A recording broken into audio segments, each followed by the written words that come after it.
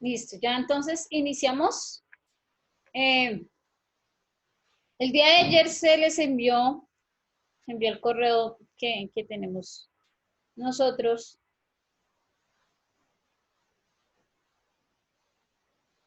Se les envió la ley 1908. Entonces, quiero que comiencen las intervenciones y Humbertico nos va a colaborar con un cierre sobre el tema. ¿Listo? Por favor, ¿quién inicia con la intervención? Yo, profe. Listo, Nicole. Bueno, lo que le alcanzo a leer, porque esto estaba haciendo otra tarea, entonces, habla sobre la investigación y judicialización de grupos delictivos organizados. Los GAO, que son los grupos armados organizados, bajo la dirección de un mando responsable, ejercen sobre una parte del territorio un control que les permita realizar operaciones sostenidas. Y el GDO, que son grupos delictivos organizados, son grupos estructurados con el fin de cometer varios delitos graves. También abarcan aquellos delitos que se encuentran tipificados en el Código Penal. Sí. Eso fue lo que entendí más o menos de esa ley. Listo, Nicole, muchas gracias. Pero sí, se nota que sí leíste. ¿Quién más? ¿Nadie más leyó? Sí. Chicos, Brian. Digo, Brian. Yo siempre es que Brian, perdón. Pues yo lo que más me llamó la atención de la ley fue la parte sobre los defensores de derechos humanos, que por fin se hacía visible, que pues se penalizara atentados contra ellos o contra líderes sindicales. Entonces fue creo que lo que más me llamó la atención. Listo. Y Gracias. pues también lo de la diferencia entre grupo armado a grupo delictivo, también fue que marcara esa diferencia, porque Sí, no, la verdad no la conocía bien. pero el GDO y el GAO. Listo, listo. Gracias, Brian. ¿Quién más? Yo, profe. Araceli. Profe, pues también habla de unas modificaciones que se le hizo a la ley, al Código Penal, a la ley 599 del 2000, en la ley 1908 del 2018, que son, pues una de ellas, pues la medida de implementación y prevención de obstaculización de los programas de desarrollo con enfoque territorial y de acuerdo final para la terminación del conflicto y construcción de paz estable y duradera. Otro de estos fue la protección del medio ambiente en cuanto al aprovechamiento de los recursos renovables y contaminación ambiental y minería, la inclusión de la problemática que viven los líderes sociales, medidas de investigación y juzgamiento en el proceso penal y la apertura de una vía facilitadora para la extinción de los GDO y los GAO. También no puede del artículo 242b sobre las operaciones encubiertas en medios de comunicación virtual, la técnica especial de investigación de agente encubierto contemplada en el artículo 242 para utilizarse cuando se verifique la posible existencia de hechos constitutivos de delitos cometidos por organizaciones criminales que actúan a través de comunicaciones mantenidas en canales cerrados de comunicación virtual. Y pues lo que decía la compañera de los archivos ilícitos y eso, profe. Listo, Araceli, muchísimas gracias. Muy bien. ¿Quién Profe, más? buenos días. Hola, Vane. Profe, pues también dice que por cierto tiempo, digamos por 2 meses, los grupos organizados o los grupos armados también pueden como ponerle las conductas delictivas asociadas con cada grupo. Fue como algo así lo que entendí. Es que la verdad no lo entendí muy bien. O sea que cuando esos tienen los usos de las armas, son acciones delictivas o algo así. No te estoy entendiendo. Es que, más, espera, ya lo busco y te digo dónde dice. Como en el artículo 24, creo. 23, 24. 24, profe. Bueno, vamos a leer. Sí. Dice, Adiciones el artículo 313A de la Ley 906 de 2004, el cual quedará así. Entonces, dice, artículo 313A. Criterios para sí, determinar el peligro para la comunidad y el y riesgo el de riesgo. no, comparecencia en las investigaciones contra miembros de grupos delictivos organizados y grupos armados organizados. En las investigaciones, investigaciones contra, espérate, me perdí, en las investigaciones contra miembros de Contra grupos miembros del delictivos grupo. organizados y grupos armados organizados para los efectos del artículo 296 de la Ley 906 de 2004, constituirá criterios de peligro futuro y riesgo de no comparecencia cualquiera de las siguientes. Entonces, primero, cuando el tiempo de existencia del grupo supere 2 años. Segundo, la gravedad de la conducta delictiva asociada con el grupo, especialmente si se trata de delitos contra como el homicidio, el secuestro, extorsión o el lavado de activos. Ahí tenemos un delito que Sí, no tiene ningún tipo bueno, tiene algunas rebajas, como el que es la extorsión, pero ese sí. delito tiene un tratamiento especial porque ese delito siempre tendrá que usted ir de todas formas a pagar, así sea un día de cárcel. Ah, Ese ok. delito no es que no lo voy a pagar en mi casa, lo voy a, ¿qué casa? Esas prendas no las tiene ese delito, el de la Ok. extorsión. El uso de armas letales en sus acciones delictivas. Cuarto, cuando la zona territorial o el ámbito de influencia del grupo recaiga sobre cualquier zona de territorio o dentro de los territorios que conforman la cobertura geográfica de los programas de desarrollo con enfoque territorial, los PDT. Quinto, cuando el número de miembros del grupo sea superior a 15 personas. Sexto, haber sido capturado o imputado entre los 3 años anteriores por conductas constitutivas de delito doloso. Es que, bueno, tendría que explicarles qué es el dolo y qué es la culpa. Doloso, bueno, ahorita lo explicamos en un momentito. Séptimo, cuando las víctimas sean defensores de derechos humanos o hagan parte de la población con especial protección constitucional, se pondrá especial énfasis en la protección de mujeres, niñas, niños y adolescentes, quienes han sido afectados por las organizaciones criminales objeto de esta ley. Este enfoque tendrá en cuenta los riesgos específicos que enfrentan las mujeres contra su vida, libertad, Integridad. integridad y seguridad y serán adecuadas a dichos riesgos. Octavo, la utilización de menores de edad en la comisión de delitos por parte del grupo. Noveno, se tendrá en cuenta los contextos y las particularidades del territorio, incluidas las problemáticas y actores presentes en el que evidencia la amenaza del riesgo y vulnerabilidad. Décimo, se tendrá en cuenta los informes emitidos por la Defensoría del Pueblo. Humbertico, ¿nos tienes algo que decir al respecto? Sí, profesora, al respecto a lo que se estaba mencionando exactamente y más concretamente lo que tiene que ver con la extorsión. Tenemos dos clases de extorsión, profesora, que es la tentativa de extorsión y la extorsión pues, consumada o agravada. Y en estos casos, por la gravedad de la conducta y la punibilidad que se establece, esta no restablece ningún subrogado penal, profesora. Quiere decir algún beneficio específico. Sí.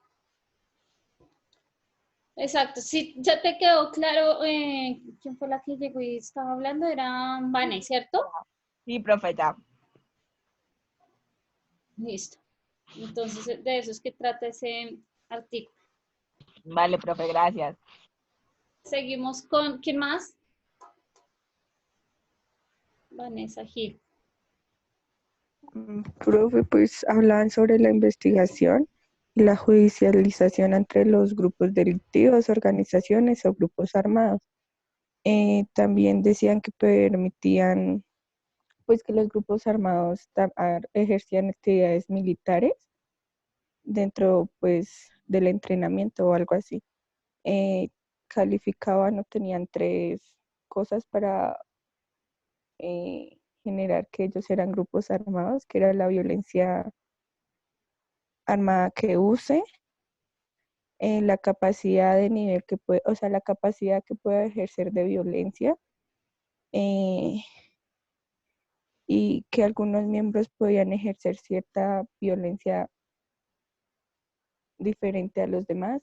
También decía sobre las medidas de fortalecimiento que tenían que hacer ante las investigaciones, herramientas. Ya, profe, me acuerdo de eso. Bueno, sí, esos son como características que le dan para determinar que efectivamente es un grupo armado, ¿no? Porque una cosa, Sí, profe. acuérdense de que tenemos también bandas criminales, pero ellos también tienen unas características especiales. Entonces, Sí, como las estaban haciendo caracterizas, como como la estaban aclarando. caracterización que se le dan a los grupos armados, para definirlos de manera diferente a otros grupos también delincuenciales como son las bandas criminales. Sí, que lo calificaba la seguridad nacional. Uh-huh. Ellos llegan, los grupos armados atentan principalmente contra la seguridad nacional. Y ya. Muy bien, Dayana. ¿Quién más quiere intervenir? Camilita. Profe, también habló de las medidas punitivas y pues me llamó más que todo una que era el artículo 5, que está modificado en el artículo 340, que habla de los genocidios, extorsiones, tráfico de órganos, explotación de niños y todo, y dicen que la pena la aumentara a la mitad y a cada uno se le juzgará por aparte. O sea, Uh-huh. pueden ser varios, pero a cada uno se le juzga por aparte. De acuerdo a la participación que hayan tenido dentro del hecho punible, Exacto. ¿no? Sí, señora. Asimismo se les calificará y se les impondrá la respectiva pena. Uh-huh. Listo, Camilita, muy bien. También de yo. Y yo les apunto todas sus intervenciones. Ya Humbertico tiene como 20 puntos adicionales. ¿Quién más, chicos?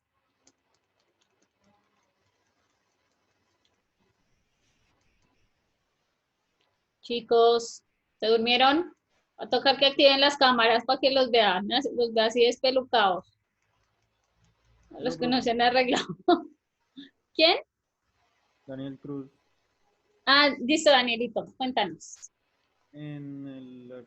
Pues primero no escuché que lo mencionaran, si lo dijeron, perdón, no escuché. En el artículo 54, bueno, es que utiliza otras palabras más técnicas, que nos dice que los órganos, ciertos órganos del Estado, como lo es la Registraduría Nacional, la Defensoría del Pueblo, la Procuraduría, entre otros, deben proveer seguridad, bueno, deben proveer ciertas condiciones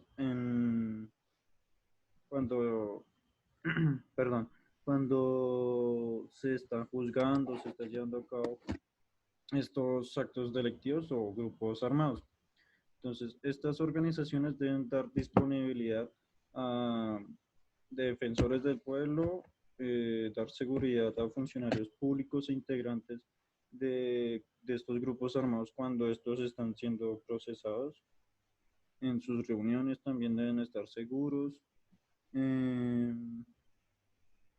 Pues tienen varias funciones como la de proveer fiscales y policías judiciales, que somos nosotros, si no estoy mal, para que investiguen a fondo los actos realizados por estos grupos armados. Sí, se debe hacer un apoyo interinstitucional, pues para cuando se hacen reuniones con estos grupos armados, efectivamente para garantizar la seguridad tanto de los funcionarios públicos que asisten a estas reuniones, como igual de los integrantes, sobre todo cuando se está hablando de que se vayan a hacer algún tipo de diálogos, ¿no? En busca de nuestra tan anhelada paz. Igualmente, la Registraduría Nacional, por ejemplo, de la entidad donde yo actualmente trabajo, en los procesos de paz, llega y cuando las personas llegan y efectivamente dejan las armas y nunca han realizado los trámites de sus cédulas, tienen hijos que todavía ni siquiera tienen registros de nacimiento ni nada de eso. Entonces se les presta el debido apoyo para que retornen a la vida en sociedad. Y así se hace con el resto de instituciones. También se les provee a todas estas personas que quieren retornar a la vida en sociedad el derecho que tengan defensores públicos, que lo hacen pues con el ministerio, ¿con qué? Con Defensoría del Pueblo, con las personerías, para que tengan pues una defensa apropiada. ¿Quién más? Fue Daniel, ¿cierto? Daniel. Yo, profe, listo. yo. A ver, profe. Daniel Amaya, El otro Daniel. el otro Daniel. Bueno, esto... a mí me llamó la atención el título 3, más que todo el título 3, que es el procedimiento especial para la sujeción de justicia en la GAO, los grupos armados organizados, ¿sí? En este título solamente existen tres artículos. De ellos resaltó el artículo 33 y 34. El 33 dice que estos artículos únicamente se aplicarán, o bueno, estas normas generales se aplicarán únicamente para los grupos armados organizados. Y el artículo 34 dice básicamente que existen dos etapas para, digamos, que el procedimiento para la sujeción de la justicia por parte de los grupos armados organizados, o sea, la GAO, y sus miembros se realizarán en dos etapas, que una de las etapas es la de acercamiento colectivo y la segunda etapa es la de la judicialización. Y la primera etapa la realiza el gobierno nacional, la del acercamiento colectivo, y la segunda etapa ya lo hace por parte de la Fiscalía General de la Nación. Sí. ¿Y qué más podría resaltar referente a esta ley? Pues eso fue lo que más me resaltó y me llamó la atención, profe. Listo, Danielito, gracias. ¿Alguien más? Yo, profe. María Fernanda. Pues yo también entendí como que en la ley los miembros de los grupos delictivos organizados y pues los grupos armados pues podían actuar como agentes encubiertos, como en operaciones virtuales, siempre y cuando se verifique como la posible existencia de hechos delictivos por criminales, pues cuando ellos usan canales cerrados de comunicación virtual para realizar como sus cometidos. Pues estos agentes encubiertos archivos, imágenes y grabaciones y su contenido es ilícito o pues contenido como pruebas. Y pues estas operaciones encubiertas siempre deben estar autorizadas por un juez. Sí, claro. Como les dije, los hombres de inteligencia siempre deben realizar todas sus actuaciones ceñidas a la ley, ¿no? Sí, señora. Y eso, profe. Listo, María Fernanda. Muy bien. ¿Nadie más? Yo, profe. Yo, profe. Alguien que le diga a David Orozco que vuelva allá, que no me aparece allá. ¿Quién dijo yo? Carolina. Claro. Bueno, profe, yo pues más o menos lo que entendí es que habla sobre los grupos tanto delictivos como armados que pueden afectar no solo a las personas civiles, sino también incluso al gobierno. ¿Sí se dice algo? Bueno, sí. Sí, al Estado, sí. El Estado, esa es la palabra.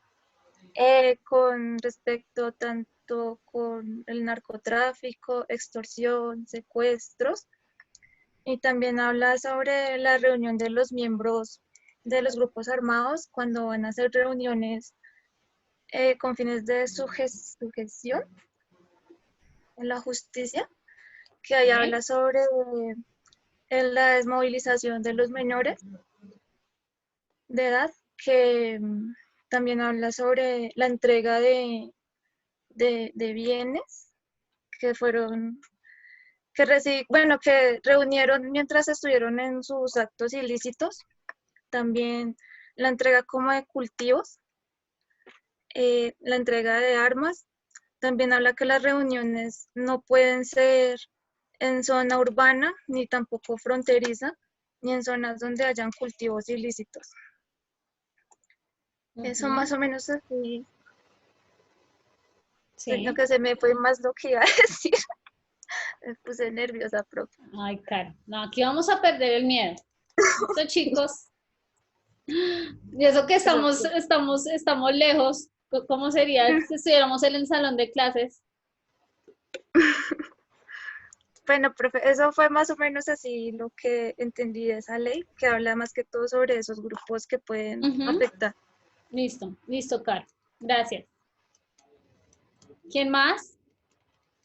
Yo, profe. Paulita. Sí, señora. Buenos días, profe. Hola, Paulita. Bueno, profe, a mí me llamó más la atención la parte donde decía sobre los requisitos generales para la legalización de captura. Bueno, entre estos se encontraba que la persona que sea capturada tendría que ser puesta a disposición del juez de control de garantías dentro de un término de 36 horas. Esto también se encuentra, debe estar en cumplimiento en el artículo 28 de la Constitución Política. Otra de las cosas es que, bueno, en la audiencia de legalización de captura, el fiscal podrá solicitar la legalización de todos los actos de investigación. Profe, con respecto de eso que había leído, había una palabra que no entendí. Entonces, pues, ahorita que ya solo me falta un pedacito, entonces ya te digo cuál fue la palabra. Y otra cosa fue que también que cuando han habido más de 3 capturados o actividades investigativas, el inicio de la audiencia interrumpe los términos de la ley. Pues eso fue pues como tal lo que más me llamó la atención. O sea, y creo que también es una parte importante. Ya sea que digamos las personas que, la policía o los que tengan esa investigación. Sí, de realizar esas capturas tengan conocimiento cuáles son los términos, no sea que pues si lo hacen después de esas 36 horas ya sería una captura ilegal. Es una captura ilegal. Sí, si no se hace el procedimiento debido, pues después de las 36 horas ya se vencen los términos, efectivamente. Sí, profe, pues eso fue lo que más si no se, me llamó no la se deja atención. nada, no se judicializa como tal la persona, listo. Cuéntame, Sí. Paulita. Profe, pues la palabra que no entendí fue que decía concominantes. ¿Concominantes? Sí, actos de investigación concominantes. Pero ya lo busco. Listo. Humbertico ya nos va a dar también un resumen sobre toda la ley. Humbertico, ¿quieres intervenir? Profesora, pues como están un poco extensas, no sé si de pronto tengamos el tiempo adecuado, usted me dirá, profesora, para... No, contigo ahorita entonces si nos haces el resumen completo, entonces en la siguiente porque ya nos quedan 8 minutos, que esto se va a toda. Quisiera hacer una acotación respecto a lo que muy apropiadamente dijo la compañera anterior, y es de pronto para que pues, vayamos ilustrando el tema. Estas audiencias que tengan que ver con la delegación de captura, imputación y medidas de aseguramiento son audiencias de comunicación, enteramente comunicación. ¿Qué quiere decir?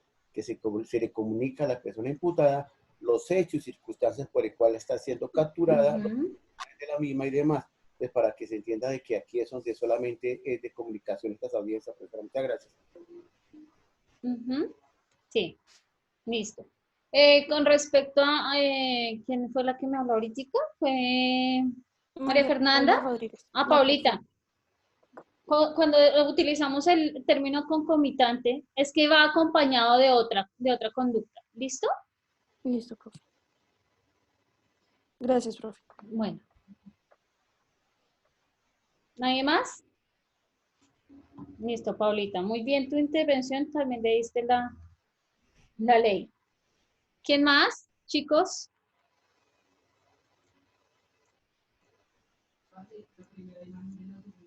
Humbertico, ¿cuánto nos demoramos con el resumen que tú nos vas a hacer? Yo creo que más los o menos. 10 minutos, profesora. Antes no quiero interrumpirte porque nos quedan Profe, 7. pero yo tengo una pregunta primero. Ah, bueno, listo, Tatianita. Lo que pasa es que estaba viendo aquí en el capítulo 3 de la etapa de judicialización, en el artículo 45, y dice algo sobre la rebaja de pena al 50%, pero es que no entiendo bien por qué. Sí, porque dice, voy a leerlo un momento, ¿sí? Sí. Dice, de la comunicación se dejará constancia a la que se apuntarán de sujeción individual, la cual equivaldría al allanamiento a cargos y comportará una rebaja punitiva de hasta el 50% de la pena impuesta, salvo que se trate de delitos definidos como lesa humanidad, bueno, y esos. Pero entonces no entiendo a qué sí se le hace la rebaja de pena. ¿Me dices qué artículo es? El 45 del capítulo 3. Ya, espera. Profesora. Dime, Humbertico, habla. Con su venia, profesora, si me permite hacerle la claridad a la Sí, compañera. sigue, aquí está. Sí, compañera, en el momento de que se le haga se le dé a conocer la persona por el cual está siendo imputada el delito, exceptúa los delitos que usted acaba de mencionar. Esto quiere decir que los delitos cometidos contra menores de edad y una serie de delitos, en el caso del feminicidio, son delitos que están excluidos tanto para darle esa prerrogativa de rebaja de pena como también para algún beneficio. Esto quiere decir, los delitos que son cometidos en flagrancia tiene establecida una falta punitiva donde al imputado se le da esa rebaja de ese 50% si en el momento en que está siendo puesta la imputación se allana a los cargos que la fiscalía le está imputando. Es ahí donde le dice usted, si se allana en estos momentos, tendrá una rebaja hasta el 50%. Ya después no va a ser ese 50%, sino una rebaja menor. Muchas gracias, profesor. Listo, Humbertico. Exactamente lo que dice Humbertico, súper acertado. Les explico qué es allanarse, es decir, admitir de que efectivamente sí cometí el hecho, ¿listo? Es eso, decir, sí soy culpable. Cuando uno dice sí soy culpable, entonces se está allanando a que efectivamente sí cometí la conducta punible y por ese motivo voy a obtener unas rebajas siempre, con las excepciones que nos menciona Humbertico. Hay unos delitos que no tienen ningún tipo de rebajas en la pena, ¿sí? Que son los delitos contra las mujeres, los delitos de lesa humanidad, la extorsión tiene una rebaja, es que es bien complicada, ese delito es difícil también de tratar. Solamente cuando se ha resarcido cuando se ha hecho la extorsión y se ha resarcido se le ha pagado a la víctima, tiene una rebaja pequeñita, pero igual tendrán que ir a la cárcel. ¿Quién más está hablando? ¿Quién era la que llegó y hizo la pregunta? Tatianita. Sí, señora. ¿Se te quedó claro? Dime, Sí, Araceli. señora, muy claro. Que contra menores tampoco tiene rebaja de pena. Los delitos contra menores tampoco. Profe, una pregunta. Dime, Hilary. Profe, yo sé que cada crimen tiene una pena, ¿cierto? Cada conducta, sí, punible, sí. Pero lo que no sabía era que cada conducta lleva multa. Claro. O sea, aparte de que llega y se tiene que pagar con una sanción, con una pena privativa de la libertad, también eso conlleva que patrimonialmente también se resarzan los daños que se han realizado. Y si lo hace un servidor público, lleva el doble, ¿cierto? Claro, porque nosotros se supone que los servidores públicos debemos ser ejemplo. Claro, eso es un agravante. Es que si lo comete un servidor público, es un agravante. Y por eso tienen que pagar, es más alta la pena. Ok. Listo, Eso me quedó como, pero ya, gracias. Pero ahorita Humbertico nos va a hacer unas acotaciones al respecto súper acertadas para que a todos les quede de manera más fácil y más clara esta ley. ¿Listo, chicos? Okay. ¿Quién más? ¿Quién más la leyó? Miguelito. Profe, pido la palabra para la próxima sección, gracias. Bueno, ¿te demoras mucho o no? Todavía nos quedan 2 minutos. Si quieres, todavía alcanzas a intervenir. No alcanzo, profe. Bueno. ¿Quién más? Una intervención chiquita. Pues no sé, profe, si la mía, pero yo creo Nico. que por la próxima no ya se hace corte, profe, porque quedan 2 minuticos. Bueno, queda 1 minuto y medio. Bueno, Que yo nos iba, vemos. que yo iba a hablar sobre el artículo 42, mm, bueno, que creo inicia que a ver qué ninguno lo ha dice. tocado. Ujú. A ver, dime. No, bro, es que, bueno, pues voy a mirar, si algo se corta, sigo en la otra sesión. Ujú. Pues, profe, a mí me resaltó mucho porque me llamó demasiado la curiosidad eso, que decía que una vez iniciado el proceso de sujeción a la justicia, A la justicia. eh, era con el fin de facilitar su desarrollo. La encargada era la Fiscalía General de la Nación con una previa solicitud expresa al Consejo de Seguridad Nacional que podría suspender hasta el momento que se emita sentido de fallo condenatorio órdenes de captura que se hayan dictado o se dicten en contra de los representantes de los grupos armados organizados y sus miembros. Ujú. En todo caso, el término de suspensión nunca podrá ser superior a 3 meses. Ujú. Pues eso, pues me quedé con una duda, pero profe, si quieres me la resuelves ahorita en la otra sesión respecto a esos 3 meses. Bueno, listo. Bueno, esto es. ¿Sí tienen claro qué es la sujeción a la justicia? ¿O no?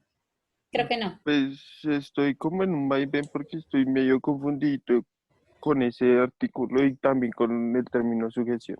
Bueno, Que no, listo. Nos queda solo 1 minuto, entonces ahorita eso lo aclaramos para que tengan entendido que